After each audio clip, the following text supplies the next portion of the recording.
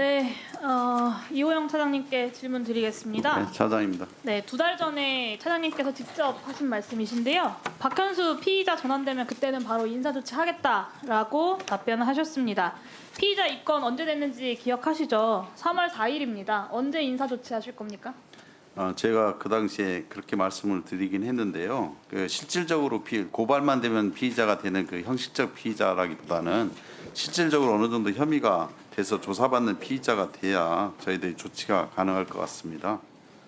그러니까 아까 양분한 의원님께서 경찰이 정말 진정으로 국민의 경찰로 거듭나기 위한 노력을 하고 있냐라고 물어보시는 거예요. 하여튼 본인이 혐의만 국회에 나와서 말하는 것도 지키지 못하시면서 무슨 혁신을 하고 있다고 이야기하십니까?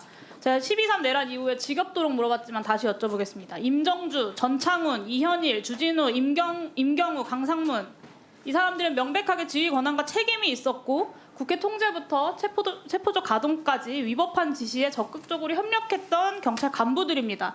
이 중에 한 명이라도 직위해제된 사람 있습니까? 지금 윤순영 치안감하고 국회 경비대장 그다음에 네, 알고 있습니다. 네, 조지호, 직위해제 김봉식, 했고요. 예. 윤승영, 목경태 나머지 이렇게 인원- 넷 제외하고는 나머지는 아무도 직위해제된 사람 없는 거 아닙니까? 나머지는 다 인사조치를 했고요. 인사조치 어떤 거요? 다른 곳으로 발령됐다고요? 지방으로 발령이나 교육관으로 그게 발령. 인사조치입니까?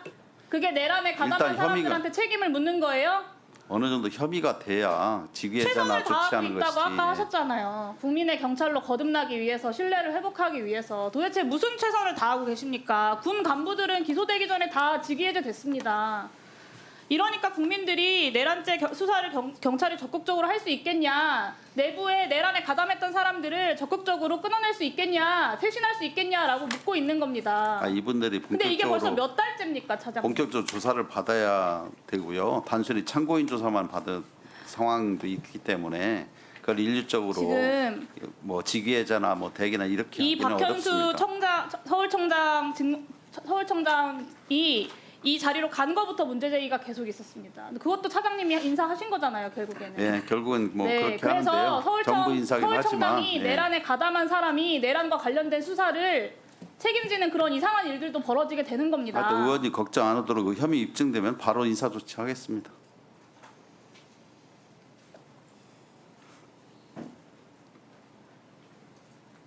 본인이 국회에 나와서 이야기한 것도 너무나 손쉽게 말을 바꾸고 제가 아까 군과도 비교된다고 말씀드렸는데 여전히 구체적인 혐의 이야기하시는 것을 보니 경찰이 정말 아직도 쇄신할 길이 멀었다라는 생각이 듭니다. 박현수 직무대리가 경찰에서 현재 대통령실 압수수색 영장 벌써 6번째 발부받았습니다. 근데 내란의 핵심 증거인 비아폰 서버가 아직도 확보가 안 되고 있어요.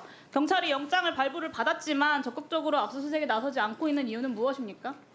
일단 그 대통령실하고 경호처에서 그 압수수색을 불승인했기 때문에 저희들이 집행을 못 하고 있는 걸로 알고 네. 있습니다. 법원이 그걸 몰라서 영장을 발부해 줬을까요? 충분히 알고 법원도 있지만 형사소송법을 알고서 형사소송법상 승인을 받도록 돼 네, 있어서 경찰도 그렇습니다. 법원도 형사소송법을 몰라서 발부해 준 게 아니죠, 경찰에게.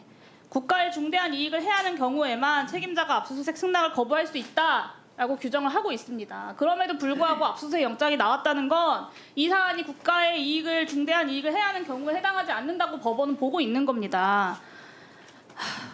그 판단을 1차적으로 법원이 한 거예요. 형사소송법보다 위에 있는 것이 헌법상의 상권분립의 원칙 아닙니까?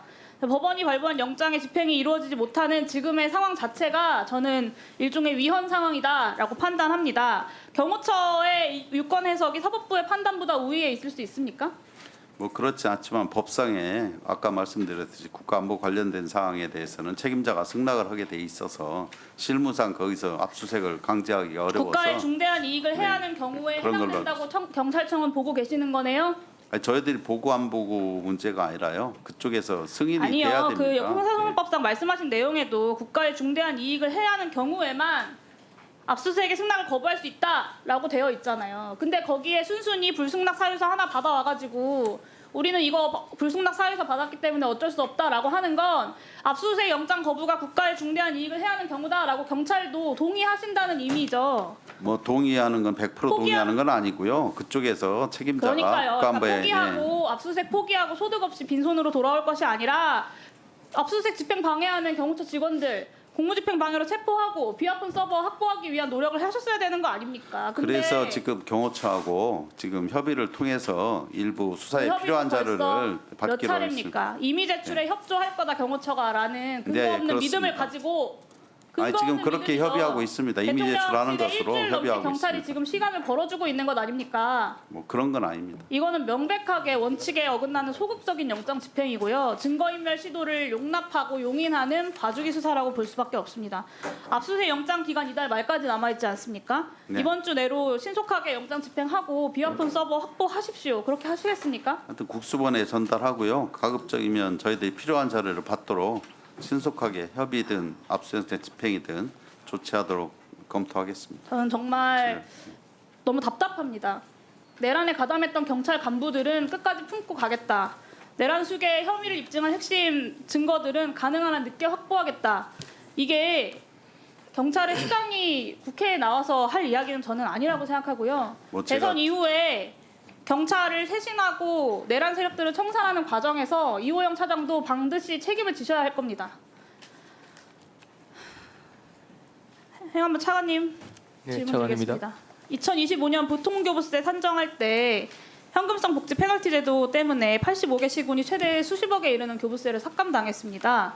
이 관리 미흡과 모호한 분류 기준으로 억울하게 페널티를 받은 지자체도 상당수가 됩니다. 저는 이 다수의 지자체에서 페널티를 아예 폐지해야 된다라는 목소리도 나오고 있는 것으로 알고 있고 애초에 이 페널티를 만들 때 제가 한 2년, 3년 전부터 계속해서 반드시 문제가 될 것이다라고 지적을 했던 내용입니다.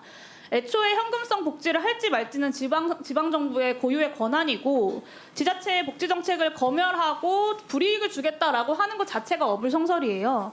제도 도입 초기에 지자체 52곳 중에 3곳 빼고 모두가 다 반대 의견 제출했던 거 알고 계시죠? 예, 근데 그럼에도 불구하고 이렇게 강행한 이유가 무엇입니까?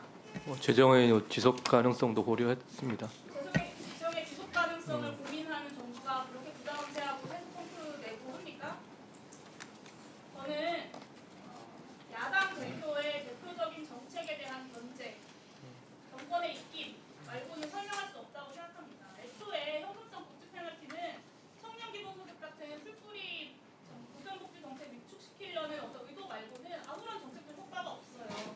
합리성도 없습니다. 그리고 실제로 피해를 보고 있는 지자체들도 많고 그 지자체의 피해는 결국 그 지역의 주민들에게 돌아가게 되는 겁니다. 저는 새로운 정부에서 현금성 복지 페널티 제도 반드시 폐지해야 된다고 보는데 차관님 의견은 어떠십니까? 고민해 보겠습니다. 덧붙여서 억울하게 페널티를 받은 지자체는 구제할 필요가 있다라고 저는 생각이 되고 이 통계목 오류는 없는지 재정 검토 좀 부탁드리고요. 전문 결과를 바탕으로 보통교부세 재산정하는 것까지 검토해 주십시오. 뭐 교부세 산정은 어쨌든 여러 예산 절차에 따른 것인데 아마 어려움이 있는 것으로 제가 알고는 있습니다. 검토를 부탁드린다고 누구 이름으로 네. 거절한 거예요? 감사합니다.